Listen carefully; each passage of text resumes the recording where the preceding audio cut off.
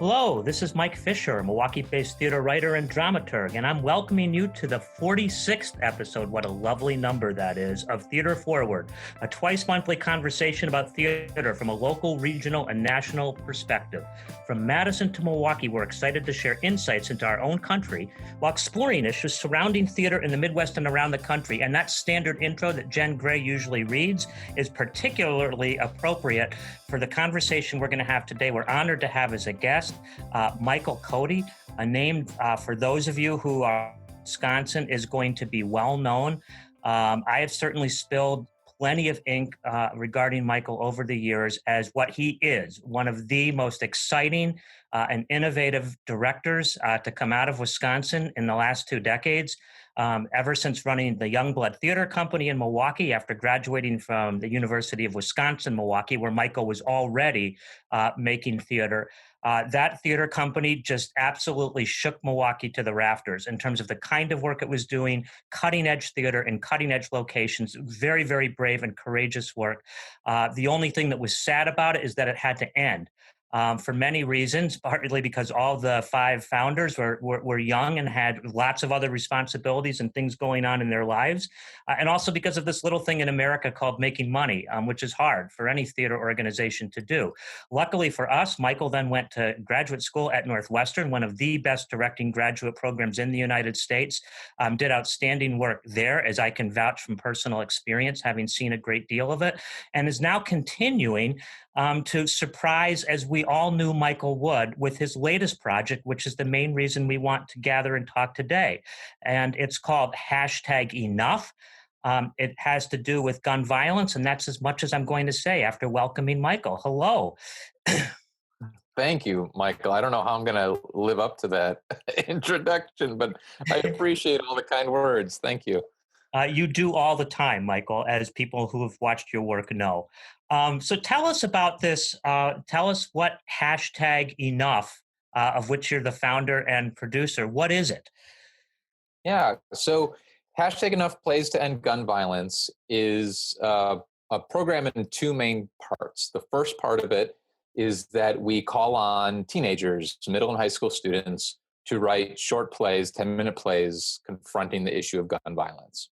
That's as open as we leave the prompt. We allow students basically to tackle that prompt in whatever way they feel passionate about and whatever they are interested in writing about. Those plays are read, and then a selection of them are chosen to be a part of what's coming up in a few weeks, which is our nationwide reading, which is we are trying to get locations across the country to participate in this simultaneous staged reading of 7 of these #Enough plays written by teenagers.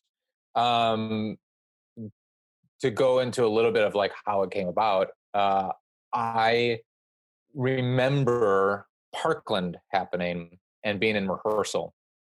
And I remember in that moment thinking that I hadn't quite seen the issue of gun violence addressed enough on stage. Certainly, it's always been an issue for me that it's gotten under my skin. It's not something that I have experienced personally, but it's something that I always have a simmering level of fury over, because I don't understand how from the time when I was in middle school and Columbine happened to now, it seems like we've made no progress. So coming out of being in rehearsal, Parkland happening, I wanted to create some sort of opportunity that would address the issue. And one of my places of inspiration was this thing we participated in with Youngblood, which was the Laramie Project 10 years later. So Tectonic Theater, who were the artists and authors of the original Laramie Project, went out, did more interviews, did a sequel to the play. And when they released it, they let 150 theater companies across the country produce it on the same evening. And as part of Youngblood, with like $6 in our bank account, we were able to participate in this enormous and really important piece of theater. And I thought that's the kind of response we need around an issue like this. We need a show of solidarity in our community. It wasn't until later that I saw what came out of Parkland, which was the youth movement and this loud necessary voice that was actually cutting through and getting stuff done. That I figured that this is what the focus needs to be. It needs to not only be this unified effort, but it also needed to be something that put this youth voice at center stage, making our theaters a place that we can hold space for this conversation, but then also let these young people take the lead on it because they're inheriting the future we give them, right? So the main thrust of these nationwide readings is that folks do these plays. The 7 plays take on gun violence from all these different angles. So we get a widespread look of gun violence as not just one issue, but a complex issue with that impacts different communities in very different ways. We have the students and the audience experience those readings, and then open themselves up to dialogue afterwards. What did these plays make you see that you didn't see before this? How can we talk about this specifically in our community? Because the way gun violence impacts Chicago versus Madison is could be similar, but it could be completely different as well. So that's been the thrust of the program, and what's been amazing about it is how quickly, for somebody who didn't know a lot of these people that I reached out to in order to get involved, how quickly people jumped on this idea. And I'm talking before and after coronavirus pandemic too. How quickly people were willing and enthusiastic about saying yes. And I don't think it's because it's just been a good idea. I think it's because people want to be talking about this and are sick of seeing nothing get done about it. Yeah, it's I'm trying to think when I first learned about it. It's at least a year and a half ago, something like that. When was it that you started working on this? Well, in its earliest phase, it was soon after Parkland. Like right after Parkland was when I started brainstorming, and at that point, I was like, let's get well-known playwrights. We'll get like 10 awesome playwrights, and we'll get them the right plays. And one of my mentors, I think it was Michael Rhodes, said to me, he's like, that's a cool idea, but it's kind of boring. I mean, it's kind of like they have a platform already. Why do we need to give known playwrights more of a platform? And that stuck with me. And it wasn't until the summer of seeing all the March for Our Lives happen, and then when the El Paso and Dayton mass shootings happened in like the same 24-hour period, I remember just thinking like, okay, I think I'm sitting on an idea that could really make an impact. And if I don't do anything about it, shame on me, like shame on me for not like just going and doing it. So this is, I think that's August, September of last year, August. Yeah. So I've been working on it pretty much nonstop for about a year now. And I want to come back to the nuts and bolts and logistics in a minute of how we got to where we are right now. But something you just said triggered a memory for me. And this is a quote you gave me in one of the many interviews I did of you back when I used to be a full-time critic. And you said, "I'm haunted right now by the relation between the stories we tell and the way we live." And to your point about, well, we can't just sort of sit here, we have to do something. Has your view of theater changed and what theater is for changed as a result of working on this project, or just in general? Has it evolved over the last few years? Yeah, I mean, in specifically to this project, so I started off from a place of like, I want to do something about gun violence, and that's main central to this project ever since. But something that's grown out of this too, that has become equally important for this project and for its future, is that why doesn't our industry, theater companies, why don't we make space for young people? In a very like, not sort of like I have to fulfill an educational component of my programming type of way, but like, why can't we give a teenager who's a rock star writer like main stage opportunities? which is, like, I didn't realize I was doing this at the time, but the project has really been about, well, how do you circumvent what we call the normal pipeline of how someone becomes a published and produced playwright? We have these 7 amazing teenage playwrights who've gotten this crazy opportunity by writing something they're very passionate about, but they got their work read by these award-winning playwrights like Lauren Gunderson and David Henry Wong and Terrell Alvin McCraney. Got feedback from them. They've given Dramatists Guild memberships. They're getting produced in like 50 locations on the country.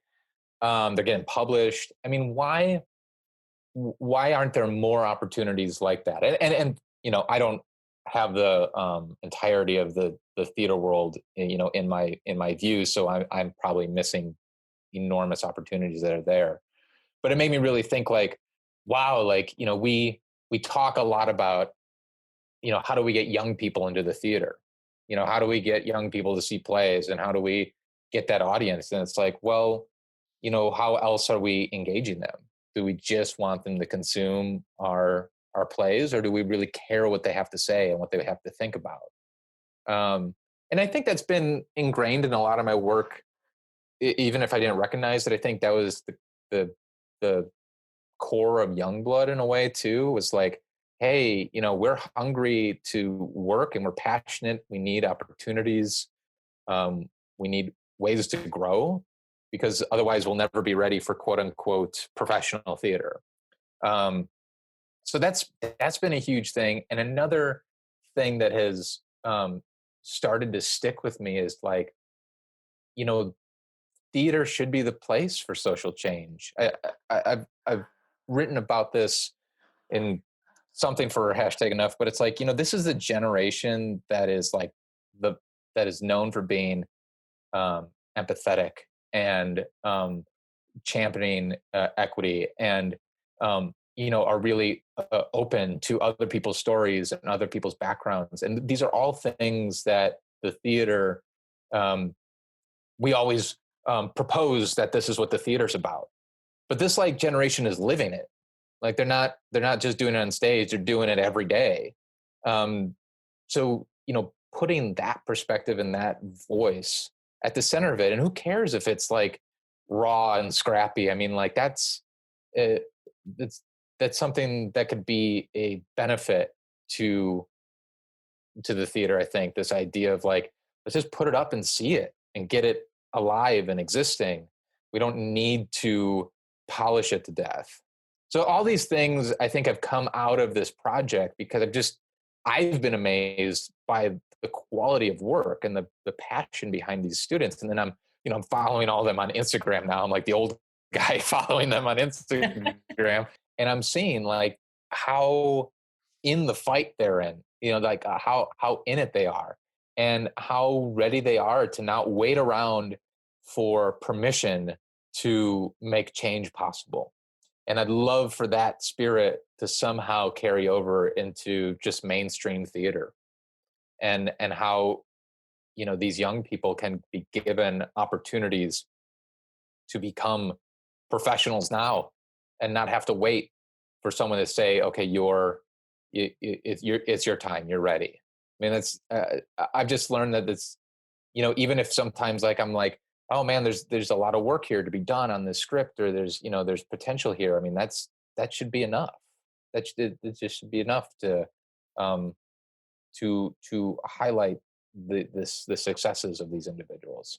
So those are, yeah, definitely, those are the things that out of this program have been interesting byproducts of working on it, and just seeing that there's a whole untapped audience of artists that we should give the stage to.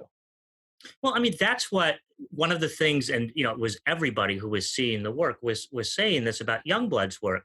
I mean, it was excellent work. A lot of it, in terms of both the plays being chosen and what was being done, given the budgets and the production values, was scrappy, and that's part of what made it fantastic. You could feel the energy. I feel like, I'm paraphrasing now, but, David Henry Wong in that American Theater piece where he was talking about this program that you've gone on about was like, wow, these plays are really good. Almost as if, I don't want to put words in his mouth, as though he was surprised. As I mean, there's great work out there. You see it. I mean, you can get the scripts. Those of you who are interested, if you go to Michael, what's the website address? Oh, the script. Well, the scripts aren't available yet, Oh, so okay. they're just available for people who are doing the reading. Yeah. Yeah, well, they're very, there's a lot in them that's high energy. I didn't realize I was one of the privy few. But you said something about they're going to be published. Is that? Yeah. So the play scripts is going to publish them in 2021, and the hope is that they will be available for high schools, professional theaters in order to do in the future. So yeah, I mean that's been one of the focuses from the beginning, is that we make sure that these students, these teenagers, are treated like professional playwrights from moment one. They get paid for their work, they're getting produced, they're getting published, and just try to make that experience as as I would want to experience it if I were in their shoes. What's how many submissions did you receive from which you chose these 7 plays? Yeah, we got close to 200 submissions. I think we had like 184 from 23 states. Two of them were international as well, and we narrowed that down to like 20. And those 20 went to our sort of illustrious playwriting panel, who then picked the 7 top plays. And we gave ourselves sort of a lot of wiggle room. We were like, okay, somewhere between 6 to 8 plays, because we knew at the end of the day, we weren't just picking the best plays. We were also picking the best plays, but also like, how do these 7 work together as a unit, as an evening of theater, and how are they in conversation with each other? So, some decisions at times came down to, okay, we have 3 plays that are really talking about school shootings. They're all got strong qualities to them, but which one feels like it will fit the best among other plays that are about gun violence from a different perspective? And then, in terms of the evening itself, how long is well, first of all, when is it? And then how long is the evening expected to go in terms of just the readings themselves? Sure. I mean, the date is December 14th, which is significant. It is the 8-year remembrance of the Sandy Hook shootings. So there are 2 ways of being able to experience the plays. The first is our nationwide reading, which is there are 50 or so reading sites across the country, local reading sites that are taking on all 7 10-minute plays, and they're presenting them, most of them presenting them digitally, but presenting them. And many of those are doing them in the evening, but they're all sort of varying times during the day. The length of the whole program is probably, they're all about 10-minute plays. So we're talking between 70 to 80 minutes tops, followed by the discussion afterwards, which is really a key component of the evening. The other way to experience it is that we worked out a version, a digital premiere that's going to be on the streaming service Broadway On Demand. So we have 6 companies: the Alliance Theater, Arizona Theater Company, Berkeley Rep, Goodman Theater, Orlando Rep, and South Coast Repertory, who have taken on one of the plays, and they are producing it with their teen ensembles and their teen councils. And then we're putting that together for a digital premiere that's going to run for about a week, December 14th through the 20th, which really allows anybody who doesn't have a local reading that they can participate in and so show their local support, gives them an opportunity to experience the plays anywhere in the world. And that's been a really, that's not something we planned on in the beginning. Obviously, pre-coronavirus, we were planning on in-person readings, it's on the same evening all across the country, never thinking about digital readings whatsoever, like all of us weren't. And when it became clear that just wasn't going to happen, that we weren't going to do in-person readings, one of the members of my advisory council said, hey, I don't know if you'd thought about this, but it might be pretty cool.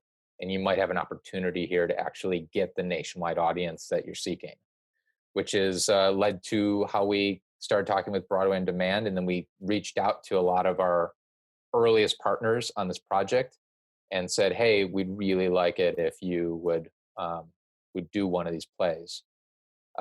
What's been really cool about it, because I'm like all of us who are theater artists who began pre-coronavirus focusing on one area, now focusing on 8 different things.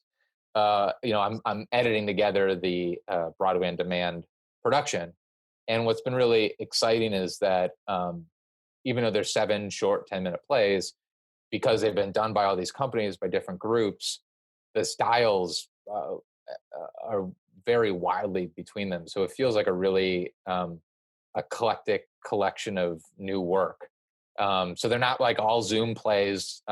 Orlando Rep, which did 2 of the plays, actually was able to do a 3-camera shoot in their space. Oh, wow. And we've got a couple of Zoom productions, and yeah, it's been really exciting. It'd be nice to put it together, and you have these 7 really nicely packaged plays for the Broadway on Demand production. If folks wanted to tune in on the anniversary itself and to participate in this sort of national event as it's been set up, for those listening in Wisconsin, are there places in Wisconsin that you can point them to? Yeah, I think there actually is a good turnout from Wisconsin, not unsurprising considering that's where I'm from. So there's a couple that I know of that'll probably be the most public. One is Third Avenue Playhouse is kind of pulling out the stops on this. So they have a lot of people that I really admire, like C. Michael Wright is directing one of the plays, and people that I've had a chance to work with as a director and actor are participating. Malkia Stampley is directing one of the plays. Information for that would be on their website for sure. I believe there's a sign up on there. They're also doing, in the week leading up, they're doing posting an interview with me and posting an interview with the directors and posting an interview with our playwrights as well. So they've been really all in on this. Some of the other are, you might have to search for their information a little bit, but we'll be posting all this on our website as well. But South Milwaukee High School, where I went to high school, is doing a reading. I think Jen Gray's niece is hosting a reading with her friends, which I think is awesome. And the Wisconsin Council of Churches is hosting a reading. So that's been the exciting thing too, is that it's not just been theater companies, but it's been schools, and it's been young people, and it's been community organizations that have picked up this project and are finding ways to do it. And I think that the digital route has actually made it, in some ways, a little bit easier for people to do, because you don't have to worry about exact time or space or that sort of thing. You can connect with people all across the country, which is what Third Avenue Playhouse is able to do. They've got directors in 5 different states and actors in more, and they're all joining up for the reading. And that'll be on December 14th. If any of those, I was just going to say, if any of those, you don't do one of those, the Broadway on Demand version a link will be available on our website, and that is free to watch. You just have to sign up for an account on Broadway on Demand, and then you can watch it from there. And you can do that starting the 14th through the 20th. The Third Avenue Playhouse website, for folks who are listening, it's incredible the number of activities they're doing around this, and fairly and appropriately enough, both in terms of the scripts I've seen and also in terms of the commitment of this organization to youth. A lot of the actors are frankly people I didn't know, but for Wisconsinites, in addition to the names Michael mentioned, you're likely to know DeMonte Henning and Jennifer Vorsters and Chike Johnson are all participating as actors in the Wisconsin version of these. So definitely for the 14th, if you wanted to check that out live, it would be a really cool thing to see. Are you, Michael, yourself, in addition to everything else you're doing, and given that you are a director, are you directing any of these plays in any of the locations where they're being done, or are you just sort of trying to keep yourself together through the 14th? I am, yeah, I am not directing any of them.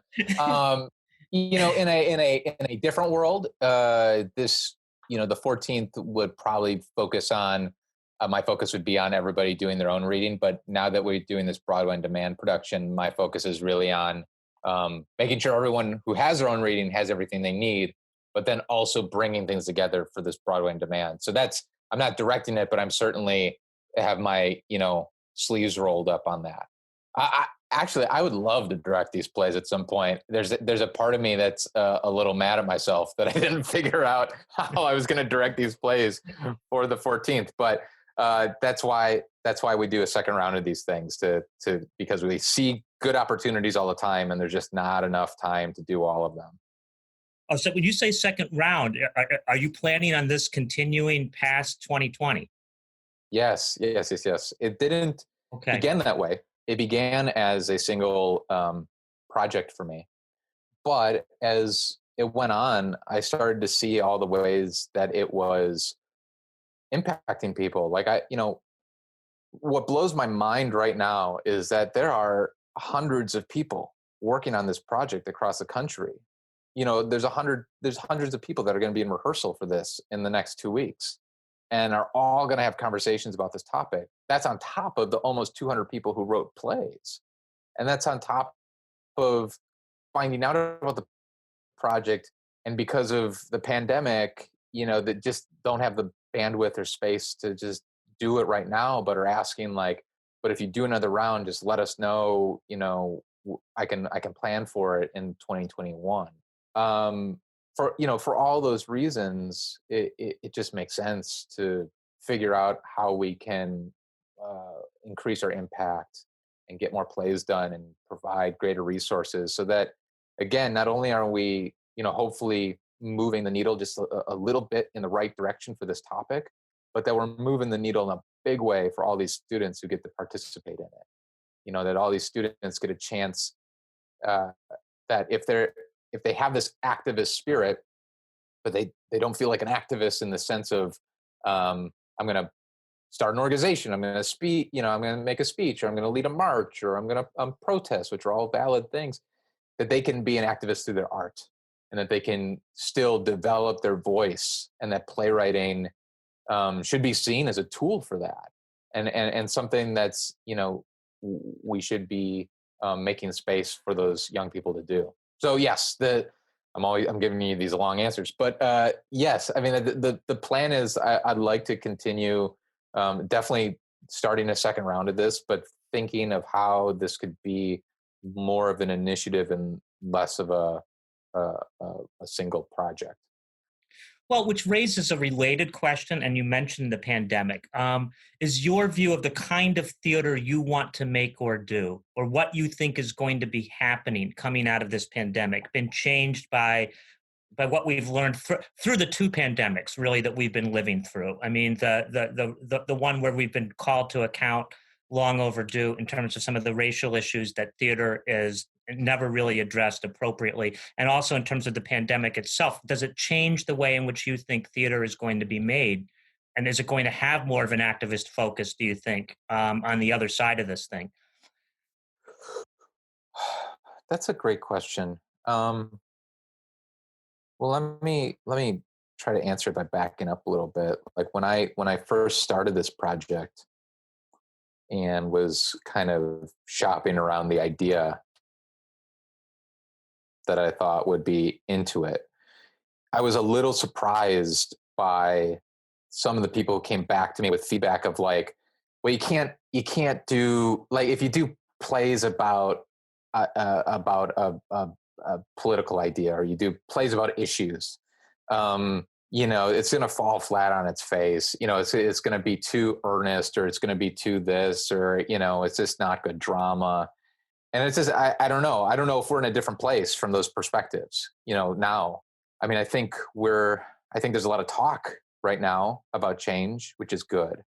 But, to use a theater metaphor, like, what makes a character isn't their dialogue, it's their actions. That's how we define what the character does, is who they are. So I don't know. I mean, it's interesting. I don't know, for me personally, if this wholesale changes everything I wanted to do in the theater, but it certainly is a surprise for me that this has probably made me the most fulfilled as an artist than I have in a while. And that includes, going to grad school. That includes doing really cool projects and, doing things that I picked, and working with great artists and doing fun plays. And this has really fulfilled me in a lot of ways that I didn't know I was lacking until I started working on it.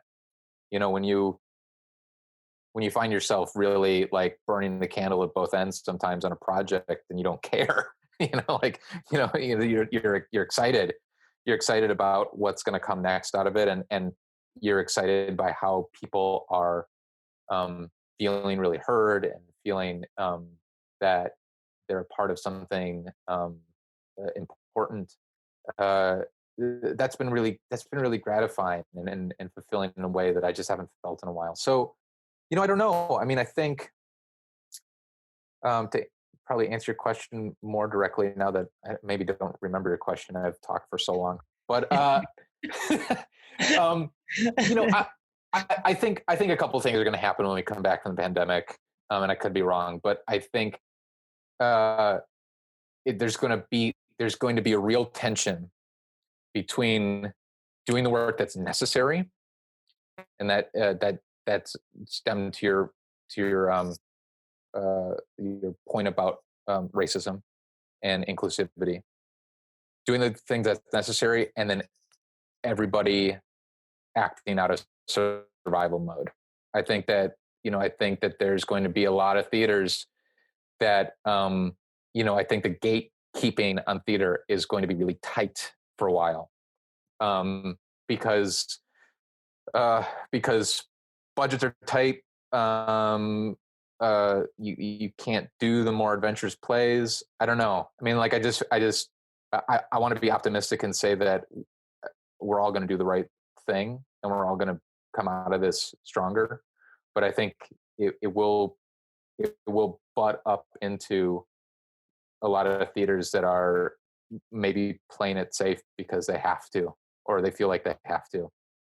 Um, I know, as a theater artist, one thing that I know I can't take for granted anymore is just like the amount of privilege I've had. Like, I've been able to go to two programs where my race I never had to consider it as part of the narrative of who I am as an artist, right?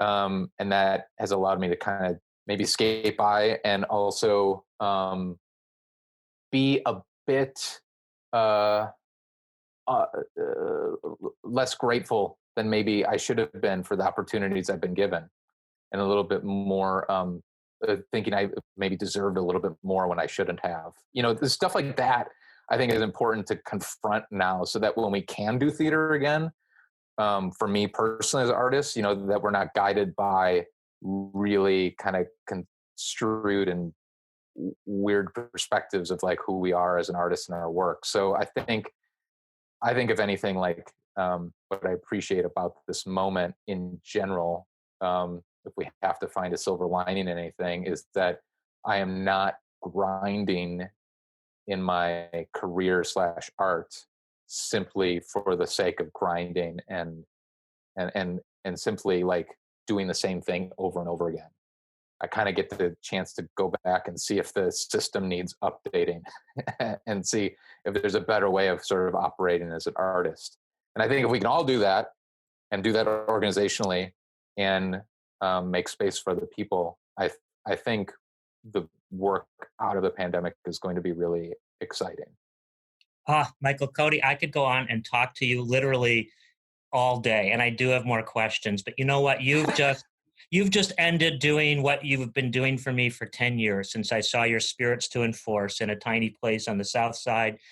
in Milwaukee. You've offered the idea that we can escape from whatever the limitations are that we're stuck with. And I really hope, in terms of what you're doing with this project, and in terms of the way you're talking right now, that we are going to move to a better place. I sure will be there with you, I hope, and being inspired by you for a long, long time to come. Thank you so much for being with us today. Thank you, Mike. That's going to do it for episode 46. Yes, I said 46. A conversation from Theater Forward about theater in Wisconsin, the Midwest, and America. Thanks so much for joining us. I'm Mike Fisher. Our podcast is produced today, as always, by Scott Hayden, and you can follow us or share your thoughts on Facebook or Twitter at Theater Forward. As always, theater is spelled with an ER. Thanks for listening.